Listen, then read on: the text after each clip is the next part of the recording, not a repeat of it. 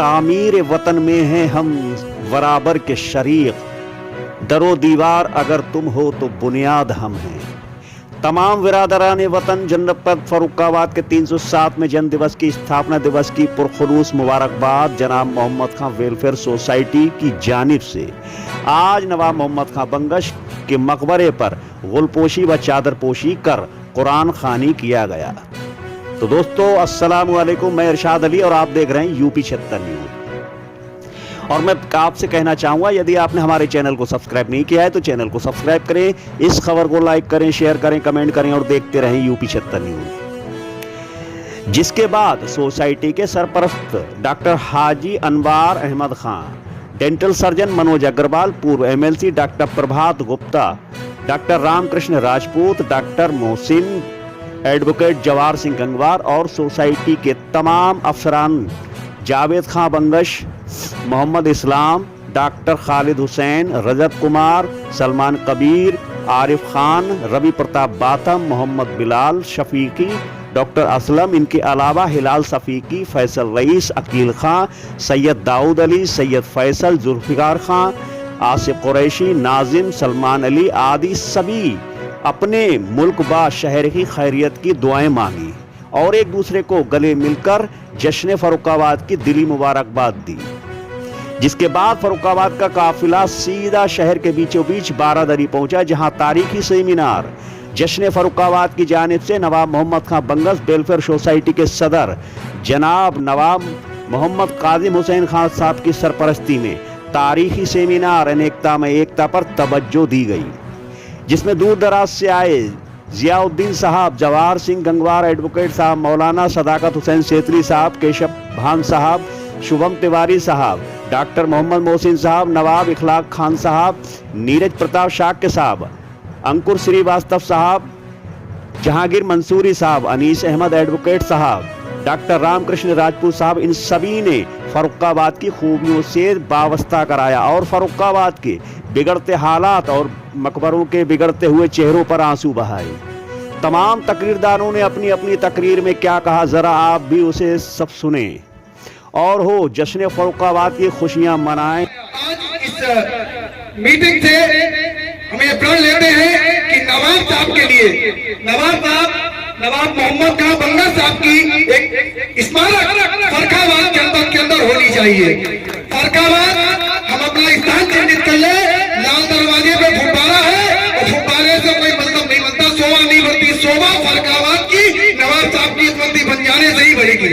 इसलिए मैं तारीख हम आप मिलकर तारीख क्लियर कर ले।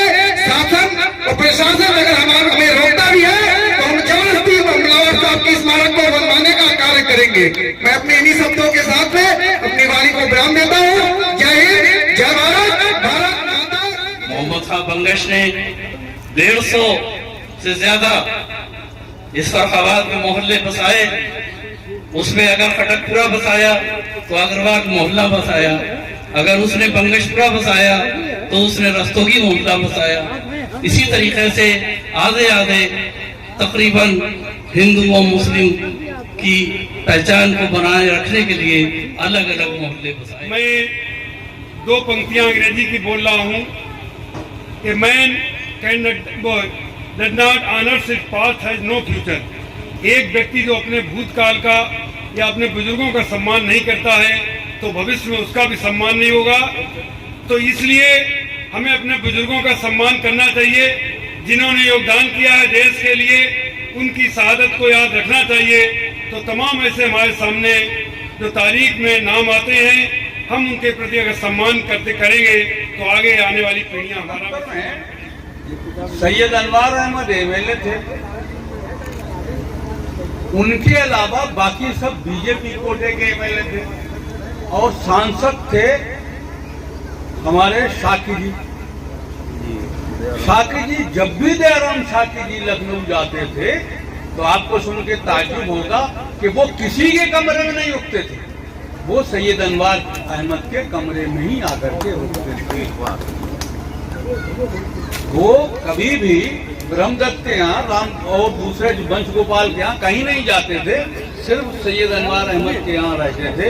ये हमारी मोहब्बतों की पुराना पर रिकॉर्ड। आज नफरत के कुछ हवाएं बह रही हैं, उनकी नजर न लगे, उनसे खुदाबंद करीम बचाए रखे, ये मेरी कामना है। बंधुओं, हमेशा से रही है हिंदू मुसलमान की रिक्वेस्ट सदभाव। इस बात का खतरा नहीं, मैं आज भी नहीं मानता कोई खतरा है, हमेशा रहा है। 800 साल तक मुसलमानों ने देश पे शासन किया, बंगशों ने लंबे समय तक फरकावाद शासन किया, हमें तो कभी तकलीफ नहीं हुई। तकलीफ तब होती है, अभी कुछ दिन पहले एक फतवा दिया गया था, किसी मुसलमान के यहाँ कोई सामान मत खरीदो। भाई ढूंढो दर्जी, कितने मिल जाएंगे हमको? हिंदू टेलर, कुर्मी टेलर, काठी टेलर, ब्राह्मण टेलर, वही बताओ भाई। अगर कोई मिश्रा टेलर होगा भी तो काज बटन टाकने वाला और ठेलने वाला और कटिंग करने वाला भी कोई मुसलमान भाई ही होगा। खाम खा की बातें मत करो। अगर अत्याचार किए होते, अनाचार और पापाचार किए होते तो निश्चित रूप से आज सीतापुर नहीं होता और रामपुर नहीं होता बगल में, जहाँ की मुसलमानों की आबादी है, निश्चित रूप से खत्म हो गए होते। हमारे फरखाबाद में हजारों मंदिर है, हमें तो कहीं टूटा नजर नहीं दिखाई देता। हमारे गांव में 100 साल पुराना मंदिर है, आज तक तो आज नहीं आई। क्या वजह है भाई?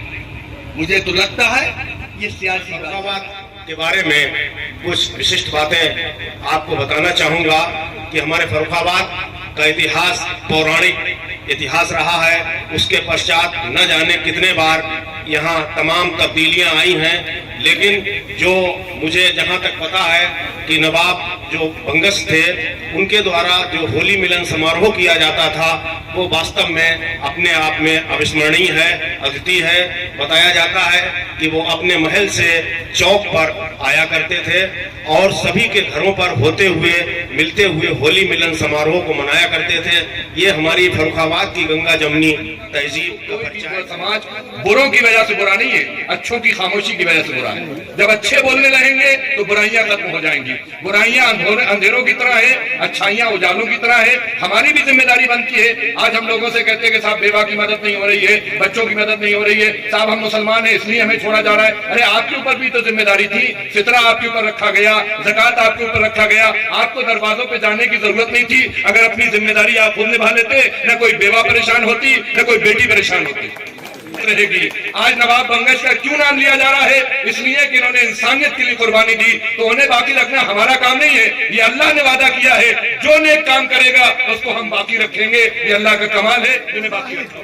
जिनका हम मुताला करते हैं, जिस मजहब को हम मानते हैं, सारे मज़ाहिब इंसानियत की ही तालीम और दर्स देते हैं। इंसानियत की तालीम ही सारे मज़ाहिब देते हैं। हमारी कोताही है, हमारी कमी है कि हम मजहब का नाम तो लेते हैं लेकिन मजहब को मानते नहीं। आज दिल्ली से लेकर उत्तराखंड तक कत्लेआम की जो बात की जा रही है, वो जिस मजहब के मानने वाले हैं जवाब दें, क्या उनका मजहब ऐसा ही है, यही तालीम देता है? हरगिज नहीं। उनका ये मजहब तालीम नहीं देता है, बल्कि वो मजहब का नाम लेकर के अपने मकासद हासिल करना चाहते हैं और मजहब के नाम पर इंसानियत का कत्लेआम। आपको जरूरत हो आप कार्यक्रम का आह्वान करिए।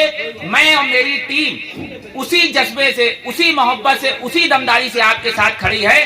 काम कोई भी हो, फरुखाबाद का इतिहास नहीं दबना चाहिए। फरुखाबाद बौद्ध धर्म की, दूसरी हम करते हैं जैन धर्म की और तीसरी करते हैं मुस्लिम धर्म की और अगली बात करते हैं हम सनातन की। तो चारों का जो केंद्र है वो फरुखाबाद है। अगर हम देखें तो मिनी इंडिया, मिनी भारत तो यही है। अगर हमने फरुखाबाद के इतिहास को सही से जान लिया तो इसका मतलब हमने भारत को जान लिया है। उसको खोजने की जरूरत है, उन धरोहरों को संरक्षित रखने की जरूरत है। उन संरक्षित जो धरोहरें हैं हमें उन्हें सजाने संवारने की जरूरत है और वो हमें करने भी रहते हैं। राजा का धर्म है उन सबकी हिफाजत करना, लेकिन हुकूमतों का काम होता है जो धार्मिक मसले होते हैं उनको खत्म करना, उनका हल पैदा करना।